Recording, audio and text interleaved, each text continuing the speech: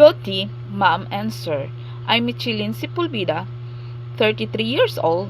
I have 3 kids, 14 years old, 6 years old, and 1 years old. My education is graduate for high school. I have an experience for 8 years work and abroad from Saudi, Singapore, and Kuwait. My job in my previous is to take care child and newborn, and the last one is elderly.